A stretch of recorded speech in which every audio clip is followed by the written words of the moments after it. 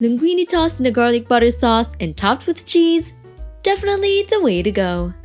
For a home-cooked meal that is simple yet vibrant, this garlic butter linguine recipe is perfect for you. First off, melt the unsalted butter in a pan over medium heat. Toss in the garlic and cook for 2 minutes before adding in the bay leaves, cherry tomatoes, white wine, and lemon juice. Cook for another 2 minutes, then add in the cooked linguine pasta. Toss them until the pasta is well coated. Don't forget to season it with salt and ground black pepper to taste. Then, transfer into a plate and garnish with parsley. Sprinkle over some shredded parmesan cheese and enjoy!